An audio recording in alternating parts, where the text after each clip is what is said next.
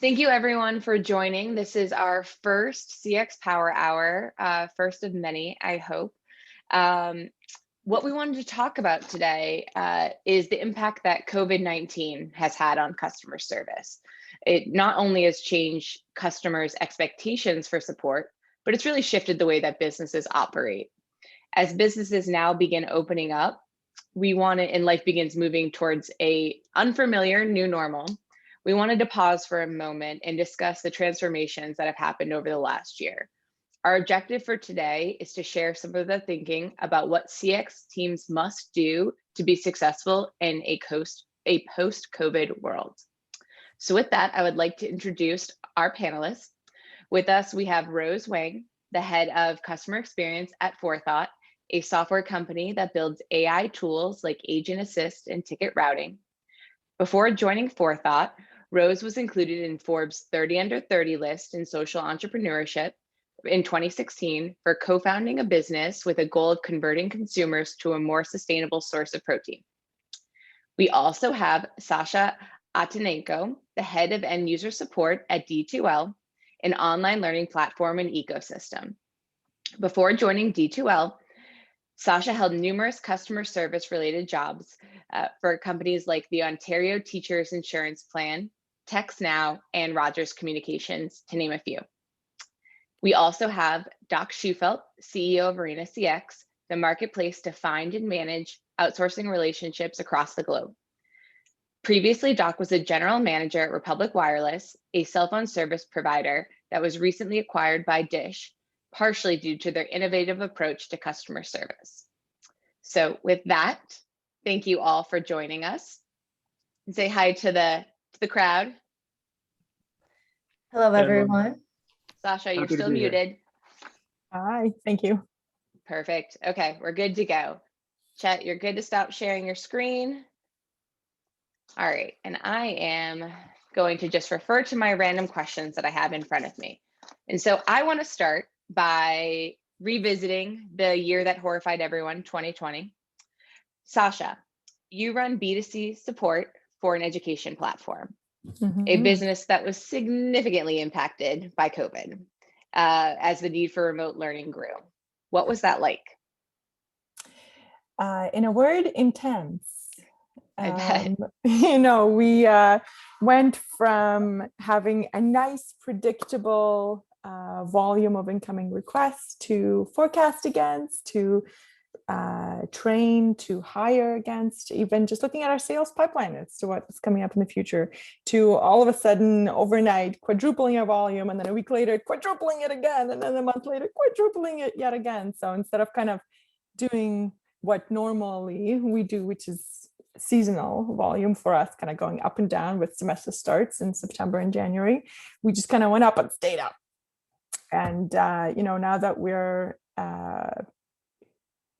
at pretty much a year, just over a year of that, the volume is still up there. So that tells me we did a lot of things right by bringing a lot of people on board, and retaining a lot of those customers who all of a sudden found themselves needing to have, not wanting, but actually needing to have an online option to continue educating their users. At kind of the very beginning, we realized very quickly where we had opportunities to improve, even with something as simple as we had one BPO partner to actually be able to support all of the millions of users that we support through this program. And when they went down, we went down. That was scary. They recovered. What brought them down? COVID. Right? Yes. The logistics of, what nobody could have foreseen is that literally the world was going to shut down completely, right? So the logistic effort of sending all of our agents home with equipment, setting them up with a home, with a platform to work from home took some time to configure, and our HQ operators were able to compensate for some of that, but certainly there was a gap in between where it was scary. People need our help, and we're kind of struggling to be able to actually give them the help that they're looking for. So that led us to very quickly evaluate and then select a new BPO, so that we always now have, going forward, two partners where, if something happens with one, the other is always there. We Yep. treat that side of our business as in being there for customers all the time, very, very seriously. And that is always at the top of our priority list. So being able to kind of doubly invest in our support partners was critical. But in order to do that, that takes time, right? Normally a 6-month selection process to select a new BPO and to actually sign them up. We kind of crunched it down to about a month. And then within another couple of weeks, we had a first, class of agents ready to be trained. And within another month of that, they were on our actual queues supporting our users. So we recovered pretty quickly. It was intense, like I said, but we recovered. Part of that recovery, actually, Forethought helped us quite a bit with one of their tools. Our traditional training model is, a couple months long. We bring people in, educate them on our platform, on how to support our various clients. The ramp up period with something like what Forethought had been able to give us had actually been cut down by about 40% at this point. So our ability to pivot really, really quickly at that point in time was hugely tied directly to Forethought.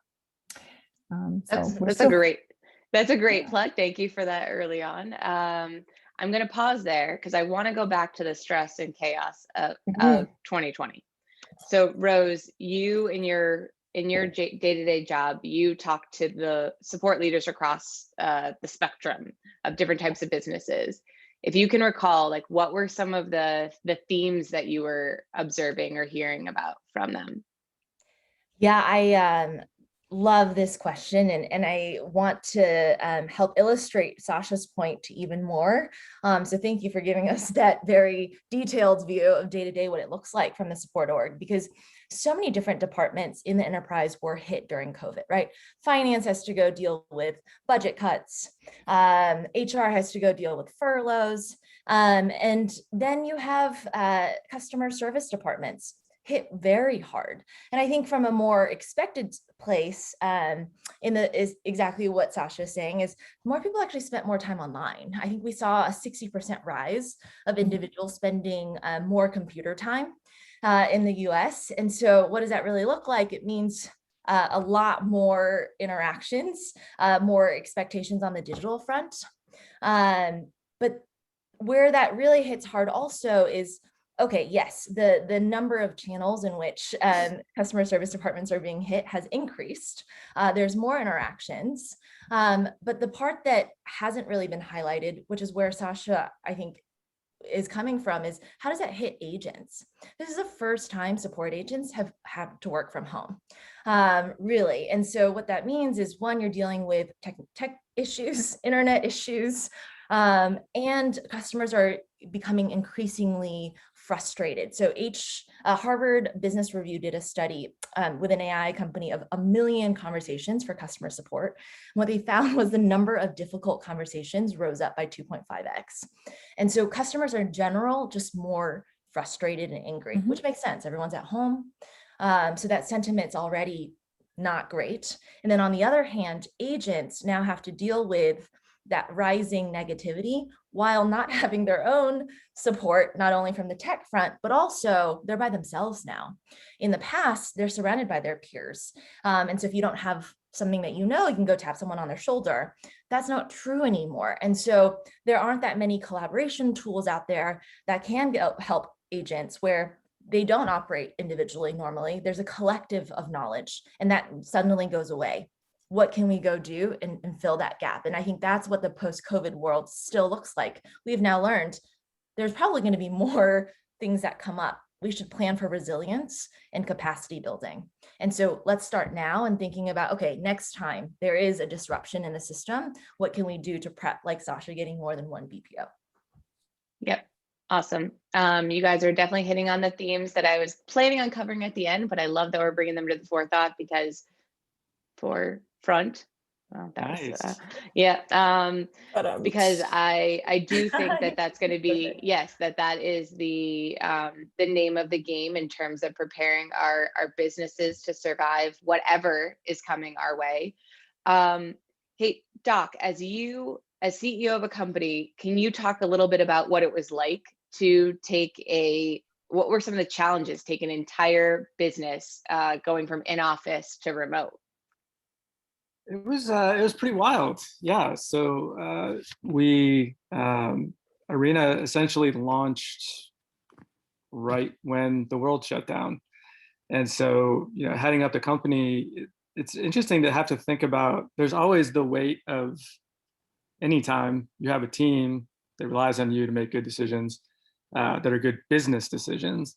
But then on top of that was layered in this new set of anxieties and this new set of challenges of, I need to also ensure that I'm making good health decisions, because this is it's not every day that I'm making life and death decisions.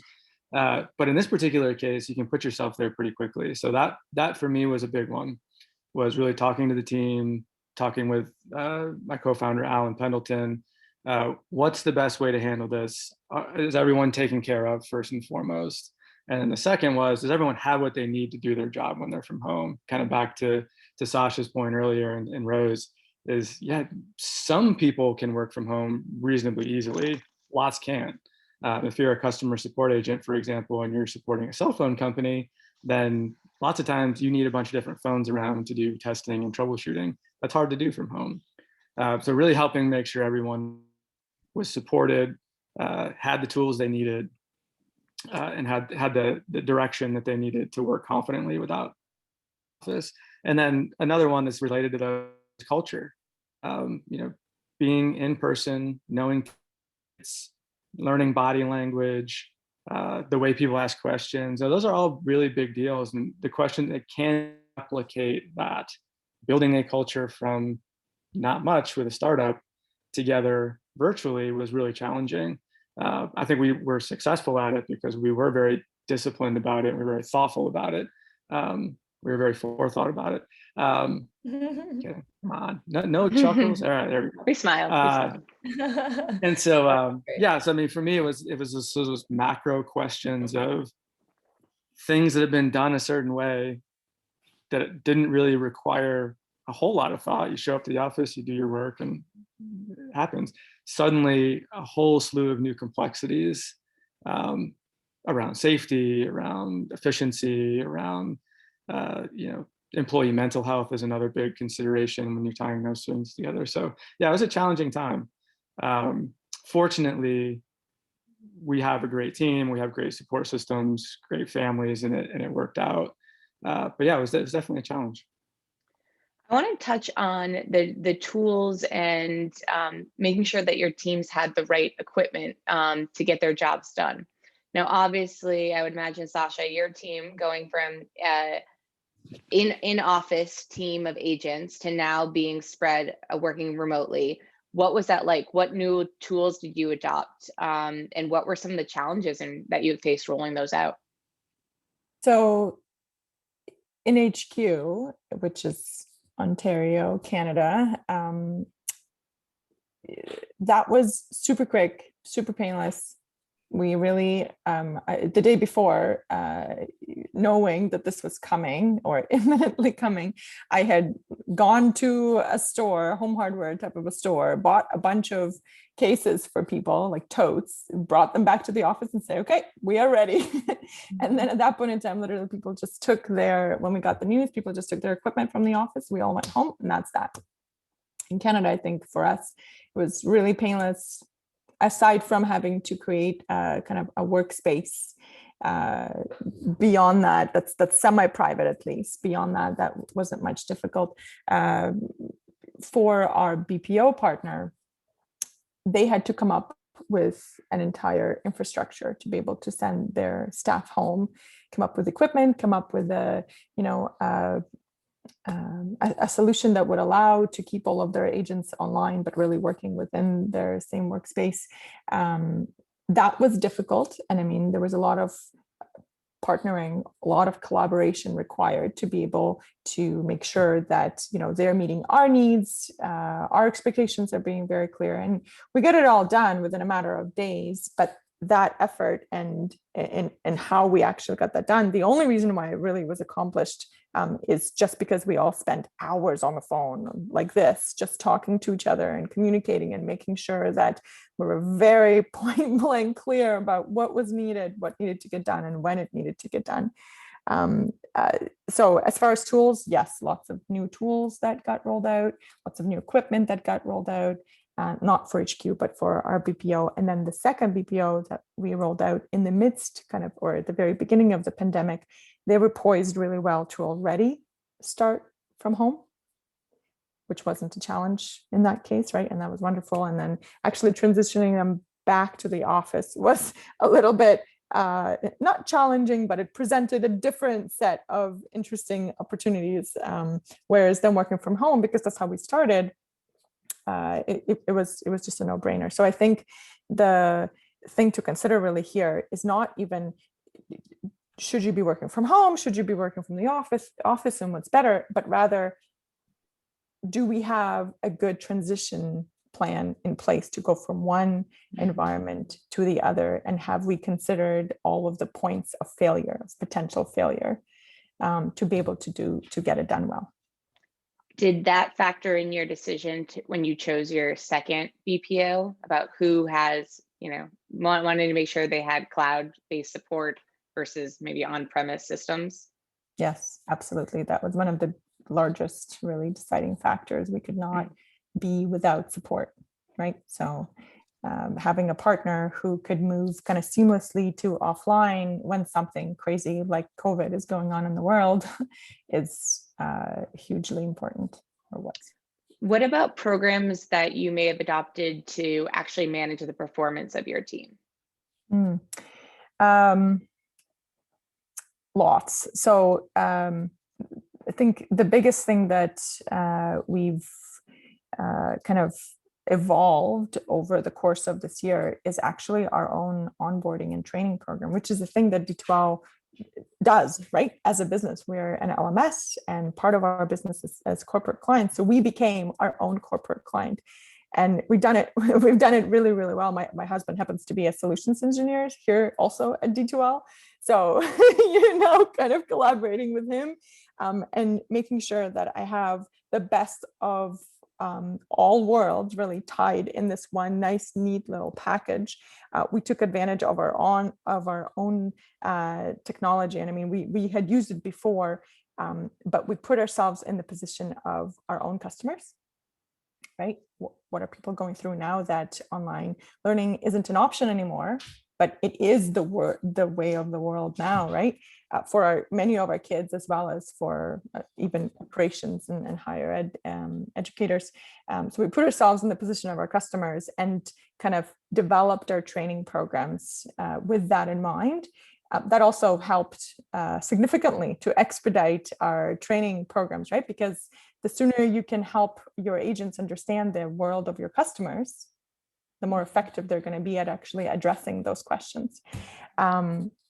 So training program was a big hit, and it's continuing, and will probably always continue in the same kind of way. Partnering with Forethought was huge for us, to the point where, first it started with Assist, like I was saying earlier, when we brought all of the knowledge sources for agents that we have internally at D2L into one spot, so that when they're working on a case, on a specific request from a customer, it's all right there for them. Not just the documentation, but also, previous cases that are similar to that from the same client, perhaps, or maybe even a list of, like any company has, obviously, and of known things, of known issues that we're working through, as opposed to sending the agent on a wild goose chase to be able to figure out what it is. It's right here in front of them. So that was huge, and we adopted that. And then another big one was adopting Triage from Forethought, which is a tool that scans all of our queues, all of our support queues, and looks for nonsense things like Nigerian princess looking for your bank deposit information, to give you millions of dollars or to marry you, one or the other. It's a huge waste of time, and we get hundreds of those, if not thousands sometimes, depending on the volume overall, every single month. And to have people spend their time on that rather than real customer requests is a really, really big deal. We have started to use our own internal communications tools differently. Slack is generally what we use among some of the others, but we've put out things like workflow builders as part of Slack, right? Rose is shaking her head. I feel like you probably know this one.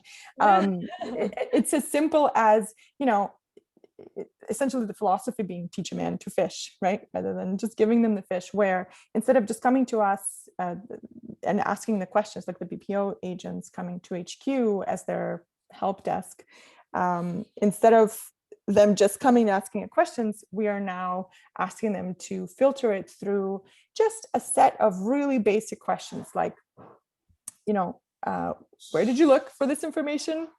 What did you find? Where was the gap? And what's the actual problem? Just forcing them to kind of work through the steps that we would go through ourselves. And by doing that, we dropped a very significant number of kind of the back and forth conversations. That's just not necessary anymore, allowing us to get to real problems much, much faster. I could go on about lots of different technologies, but I bet Doc probably has a few examples too that he could share. Yeah, Doc, do you want to talk about anything that you've noticed that has been really helpful? Slack has been a bit of a lifesaver. Mm-hmm.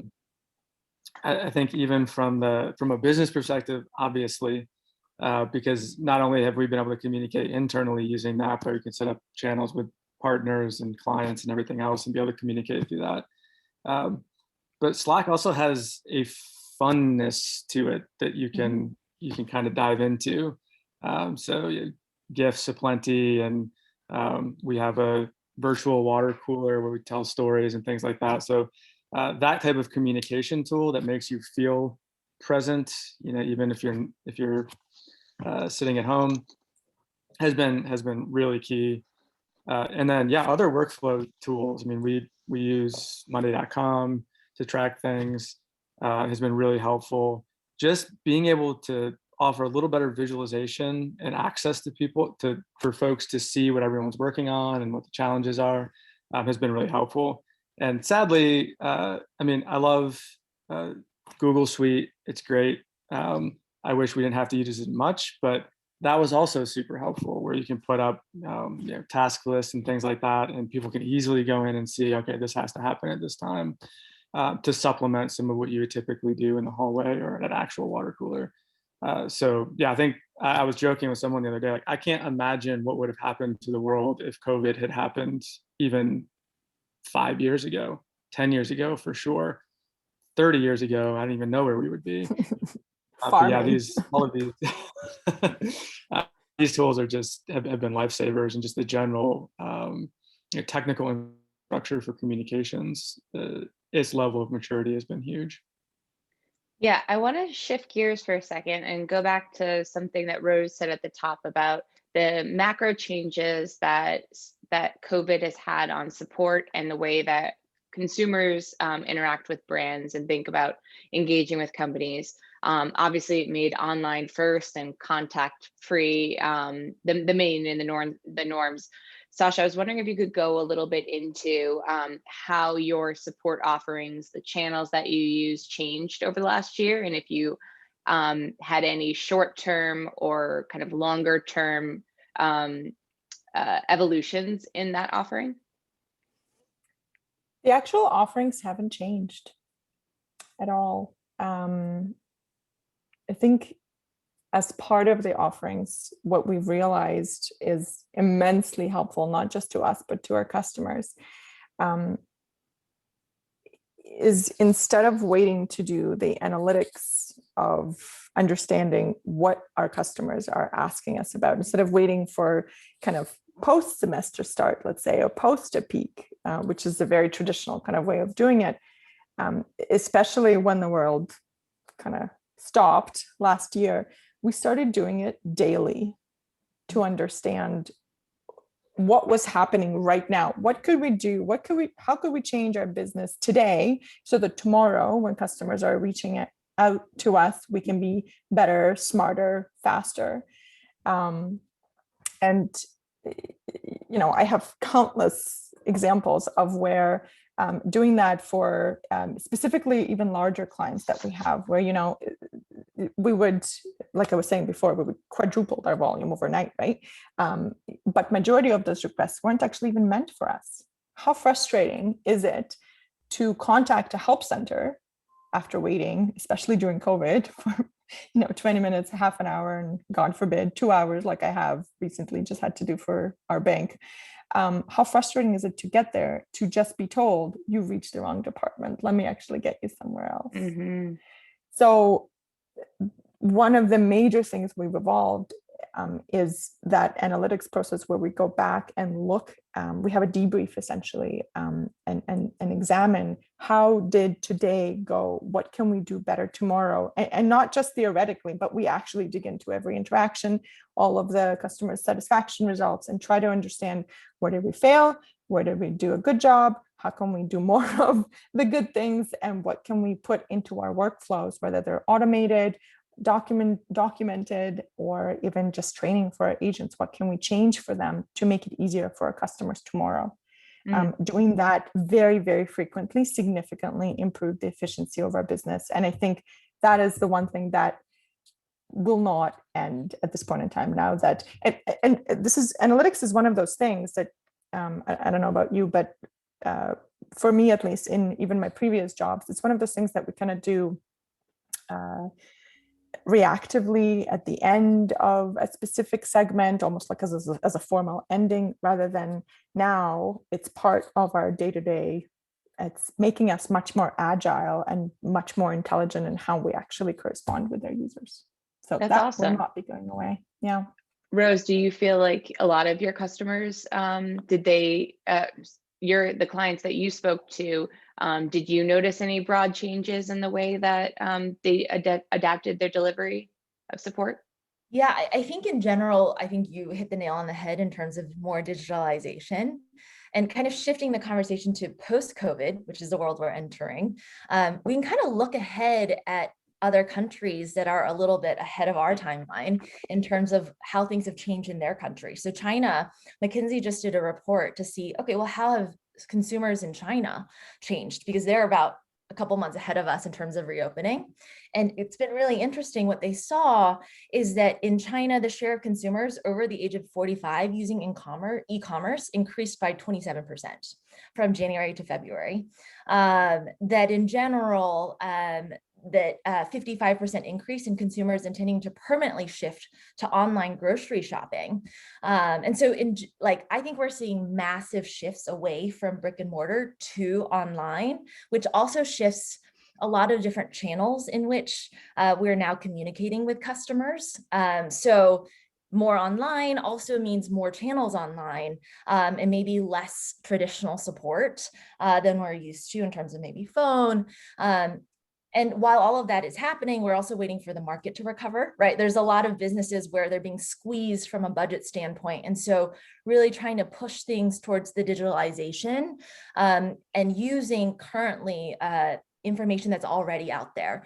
If you can automate that process where that information already lives in a knowledge base somewhere, why put a human on something that's tedious and manual, where right now AI is in a state to go and pull that information? So right, what we know as chatbots on the front end, on the back end, the technology has progressed significantly. So it's not just keyword search, if then statements that provide the future predictions, but it's actually taking in multiple variables. And so we see that aspect. Another really interesting change is real time on customer preferences. So in the past, surveys have often, 18 to 24 hour delays before or between launch and readout. And that's like very generous. but things are shifting sometimes hour by hour now. And so the technology today should also shift to meet the needs of, hey, how do we know what customers are feeling on an hour to hour standpoint? And that's actually really important support. We are not operating on a day-to-day. We need to be getting back to customers within hours, not days. And so how do you go read sentiment? Rather than waiting for self-reporting on CSAT, how do we go and actually pull out that sentiment without the customer even needing us to tell us anything? And so that's really where I feel like pandemic has pushed the timeline for AI even more forward. There's a bigger need now today than ever before, with more online means more data, means more fast reactions. And so there's really no way to kind of manual effort that. And where are we going to go find the workforce and train and onboard them that quickly? And so I think that the next phase is, how do we go find tools to help bring to light the best practices currently we've discovered, and use tools to go push those forward? Yep,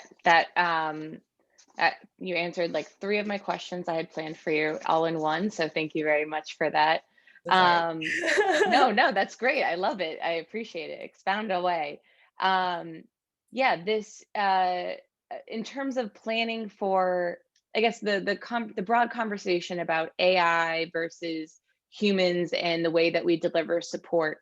Doc, can you give us a little bit of an overview on kind of how you think about it as a CEO and managing your capital, and what you would and how those two kind of investing now in AI versus investing in humans, how do you think that those two play against each other, and what are the C-suite thinking about as far as that's concerned? I'm a big believer that people will be important to the support experience forever. But I love the way Rose described AI as picking up the slack of the increase in online support. The one thing that I sort of expect, and we've seen, and that I hope happens, is as AI continues to develop, and it's pretty good now. For those of you that have not been out in that market in a little while, it's pretty amazing. What I hope that does, in a way that I think about it, and Alan thinks when we're riffing on this, is not only does it take some of the pressure off of the humans, but it actually allows the people to focus on problems that require human judgment. I think Rose is kind of getting at this, where if you think about the day-to-day life of someone that works customer support, if you've not done it or you've not been one of those teams, it is a brutal, grueling job. And when you are remote, you don't have that support system that we were talking about earlier, and you've got happy people, as Rose mentioned earlier, then you start to get kind of squished. And if you add into that, like, I have to answer this question 5,000 times on top of that, it just makes an already really difficult situation that much more difficult. AI can take that and allows the humans to continue to upskill, to train, to answer harder questions, to be more advocates for the customers that they're serving. And so I think that there's going to be much more interplay between the development of AI and how that affects the human labor aspect of delivering support than most. Some people think that AI will just conquer the world and we won't need people anymore. I don't particularly fall into that group, but I think there's some really interesting things that AI does as well or better than humans, that humans wouldn't want to do anyway. And so we should continue to invest in and leverage it. For me, as I think about investments and placing the right dollars on the right area of the table, it would depend a lot on the nature of what I was supporting. If it's a lot of e-commerce, hey, where's my order? My payment didn't go through. Yeah, I would go really heavy on bots and automation because those things are handled so well now. If you need really deep technical support, you need human judgment and experience, creativity, and ingenuity to do that. And so finding the right place to apply the right resource, whether it's ones and zeros or whether it's a human brain, I think is going to be the key next step that we're probably figuring out right now as we start to go back to work, and can engage more on this. Absolutely. And I think the way you just summed that up is a great segue, because what I want to give, where we're running out of time, and I want to make this as helpful for the listeners here as possible. Doc, was wondering if someone in the audience has heard what Sasha said and thought, you know what, I want to do 2 BPOs. Like, how do I think about making that business case to my executives? I think I need to invest in a tool like Forethought or AI to kind of handle these types of things.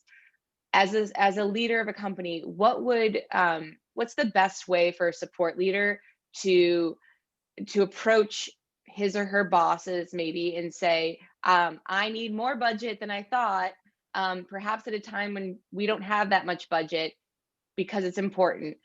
What advice would you give? That is the probably $1 trillion question, isn't it? So for me, I think what Sasha did is incredible. And interestingly, I wish that I had known you, last year, because that's exactly what Arena does for a living. But awesome to hear that story. I think, one, it's sort of, a drip campaign, drip marketing. In some respects, there's just a tenacity that has to happen to educate leaders. My team is, and Amanda can attest to this, constantly educating me on where we need to be going, what we need to be doing. So having the conversation early and often and frequently that customer support is not a cost center, and it drives me insane when I hear it described as that. There is an ROI to that spend that is the most important ROI in your business. Imagine if you didn't have customer support at all. You wouldn't have any customers. And so I think that's a big piece, is advocate for your function at all times, because it's that important. When it comes to, making a case for that, you don't have to necessarily spend a lot more, but the easiest and probably the most effective argument is the one that Sasha made.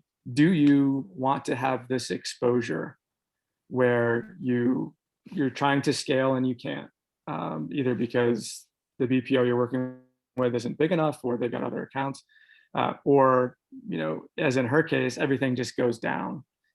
I had a similar experience at Republic Wireless, where one of our 3 BPOs went down for 3 weeks with a ransomware attack. I was the GM at the time and barely knew, because we had balanced our portfolio. We had the risk mitigation of a multi-BPO strategy, and we had invested in that. Had that not been the case, it would have been an epic disaster. And so really helping think about the case for resiliency and the case for scalability. Those are 2 things almost everyone always needs all the time. And then the ancillary benefits are you get that little competitive dynamic to it, right? So in a 1 BPO solution, you get what you get. You have carrots and sticks that you've laid out in a contract some years ago, and you live by them or not.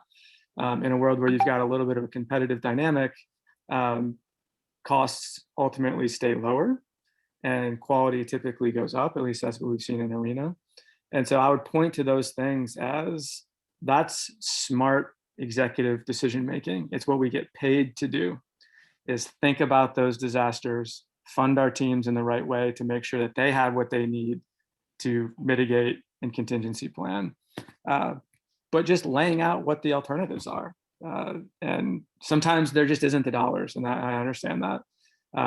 But moving away from cost center mentality is going to be key. Unlocks a lot of the things that I think we've talked about today. And then, that resilience piece in this day and age, when everyone's now going hard online, as we've talked about, it's got to be there. It's got to be there. Kind of to add to that too, Yeah, of course. I agree more with Doc in terms of cost is just one side of the equation. So if you don't get all the other parts of the equation, you have a limited view and it's a misnomer. It doesn't actually give you much information about your business. Cost is only relevant in terms of revenue and profit. And so it's always about value. And I laughed when you first asked that question, Amanda, because Sasha and I I think are very familiar with how do we get creative here with a budget. And a big thing that we do talk about with our clients is it's really important to hold your vendors, your software vendors, to ROI. Okay, great, you can do this, but does it actually do this? And what does this look like in terms of the revenue and the cost savings? And how does that actually impact your business? And so when you go talk to your different vendors, when you're looking at different solutions to help increase the capacity of your agents or these collaboration tools, I think getting down to that ROI and asking for those reports, very important. And then the other piece, I think, on top of that is not only getting that ROI, but getting data, period. I think so many support leaders have to make decisions blind, right? They don't know how many cases per hour an agent is working. What does the capacity look like when they go from in office to home? And so how do you work with vendors who are very open with that data, give you that data? And because my opinion is if they're hiding it, then there's something to hide. And so ultimately, definitely look out for that and work with your vendors to get as much data as possible. That's what we go and try to work with Sasha's. Hey, when we go and get the software, this is the cost savings and the revenue you should be looking at from both ends.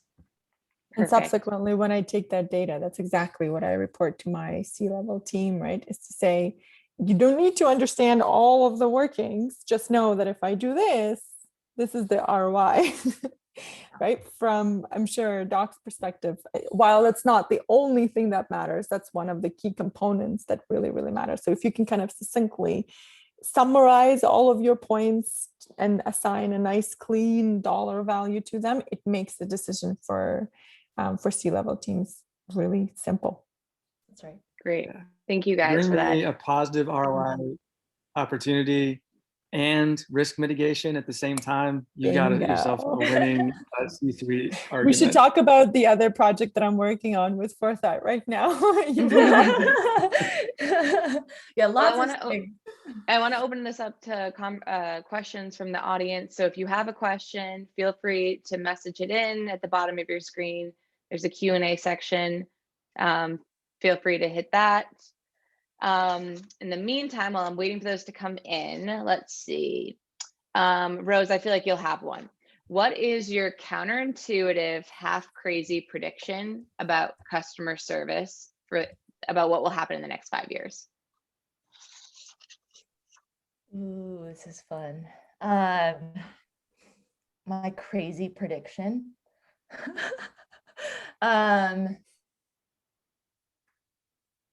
Robots everywhere, right? Westworld. Yeah, you can't tell. You'll have no idea who is who. Maybe in 25 years. In 5 years. I think mobile is just going to be a whole different game where essentially everyone's going to be texting, social, etc. We're going to see, I think, this idea of emailing in or filling in a web form is going to be very old school. And so I do think that we're going to have a huge shift towards mobile. Awesome. And got a couple questions here. One of them was something that I wanted to ask you guys too, so I'm glad this came up. Rose, this is probably best for you. As you are managing B2B and you're in the B2B business and you're engaging with your clients, what do you think the new normal of client management will look like? Will you continue to be remote mostly with your clients? Are business trips back abound? How do you make and build trust in a virtual world? Yeah, I think if I had the answers, I probably wouldn't be working. Just kidding. No, but thank you so much for the question, James. There are 4 trends that McKinsey has really pulled up, regardless of what happens. I think the first one is just, there's no question that focusing on care and concern is going to be even more important today than ever before. I think we've seen in general, as I said, anxiety levels, mental health issues, all of those are coming to the forefront, and ignoring that and saying, hey, we're not going to really think about the individual is no longer going to work, especially now there are more and more brands and the competition has ramped up significantly. I think the second one is meeting our customers where they are. Like ultimately, we don't know what's going to happen. We're seeing some companies go remote, some companies hybrid, some are saying, no, it has to be in person. What I think we're waiting for is probably some data after a couple of years to say, okay, we're wrong. Remote just leads to low productivity, and that could be a complete swing back from that. My guess is it'll land somewhere in the middle with hybrid. And so if that's true, that means people are going to be a lot more on the go. There's going to be a lot more building online communities. How do we go support that aspect? And then in general, I think just more agility, just because things are changing so fast. Like I mentioned in the past, the conversation just around, hey, things are shifting not only day to day, but now hour by hour. And the world's also more global. How do we go and create tooling that can go and satisfy those trends? And so I think ultimately what COVID did was just accelerate a lot of what we probably were going to see in more like 5 to 10 years more quickly. And so now the entire tooling industry needs to speed up to catch up. Yep. Sasha, I have one for you. When selecting your BPO providers, how did you rank the 4 following criteria by order of importance? Was it price, convenience, flexibility, quality? And how do you leverage onshore versus offshore partners? Very specific. Location didn't matter, except of course, price changes significantly with different locations, right? Quality was number 1. However, how do you kind of assign a quality ranking to a company that you haven't had a chance to vet yet in terms of how they work, right? So a lot of those things kind of go hand in hand together. It's not an actual ranking, but from my perspective, quality is always number 1. Price was a huge differentiator because, of course, and I'm sure Doc can probably attest to this, margin is super important, right? Whether you're a cost operation or not, margin is super important. So cost plays a big role in that. And then what were the other 2? I'm sorry, convenience and flexibility and convenience. Flexibility was a big one. Convenience, I mean, that can take on so many different forms and it's super subjective, right? But flexibility means that I could dictate essentially how the operation is run. And at this point in time, all of the agents that are within this specific BPO are effectively just an extension of ours. So having the flexibility of their management report to me, their agents be able to communicate with me and all of our staff within D2L was super, super important. Doc, would you agree? Is that the general trend that you see of your customers in terms of BPO selection? Yeah, I think that's pretty accurate. There's probably, depending on, it's always going to be price, quality. And so, and in some respects, those are sort of 2 sides of a coin. But that's pretty common. What we do see is, and this is a nice development in the outsource space, the BPO space, is you don't have to hand wring as much these days, onshore versus offshore, as you probably did in the quote unquote old days. BPOs that are in, Latin America or wherever, near shore, India, these are generally speaking fantastic places to work for the folks in those communities. And so when outsourcing was first kind of developing, it was, well, it's cheap, sweatshop labor overseas. That's absolutely not the case anymore. And so that, and there's lots of benefits to geographic diversity of your support team, especially a global client base. So that has become less important, I think, and should become less important to folks. But yeah, it's always going to be, depending on your season, and sometimes these things change, you're going to be looking for, obviously, the highest possible quality you can get at the best price.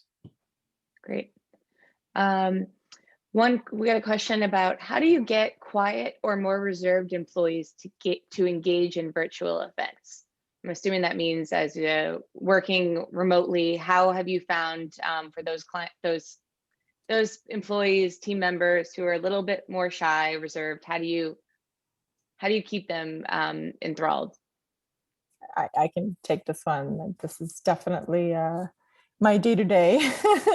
I have a fairly large team at HQ, and it takes all kinds. I don't have only one type of employee. Certainly a bunch of them are quiet, and there are two key things that I've found that work really, really well.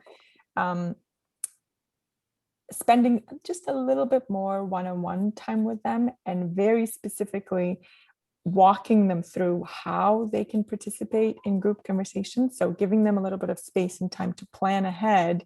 For example, we have several team stand-ups every single week. I want every person to participate, but I really want the quiet people who are not otherwise going to speak up and say something. They all have super valuable things to add to the conversation, but they're just, sometimes it's a lack of confidence. Sometimes it's, I don't want to interrupt and step on people's toes.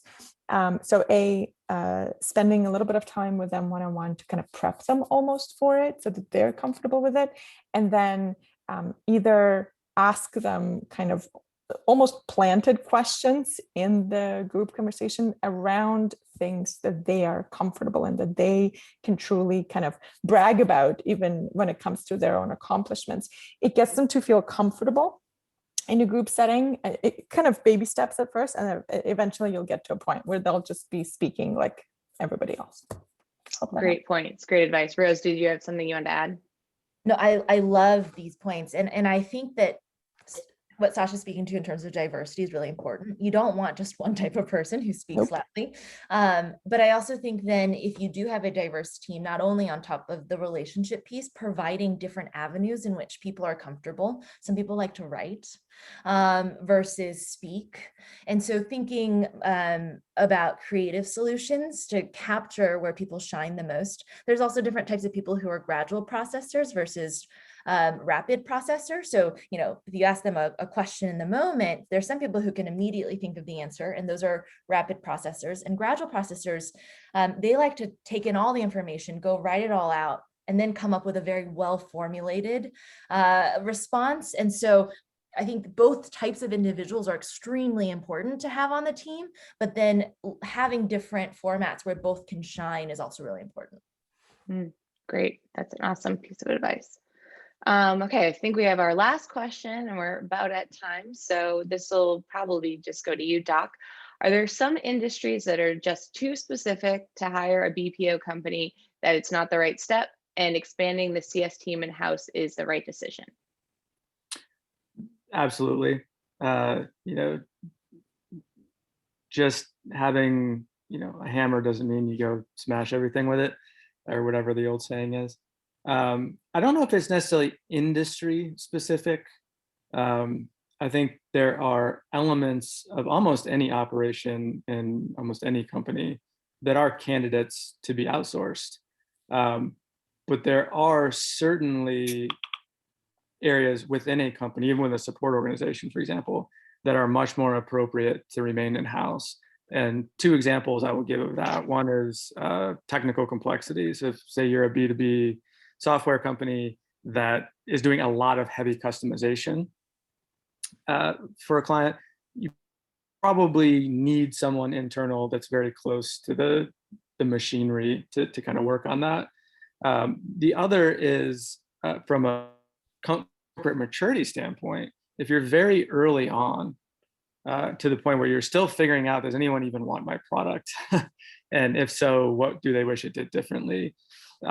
I often advocate for people to keep support teams in-house during that period, because it keeps the feedback loop from the customer that much closer to the people that are building the product. So there are certainly circumstances within which that makes sense. But I will point out that today, we're working with telehealth. We have BPOs with nurses in the network, and then we have schools, nursing schools that help feed their teams.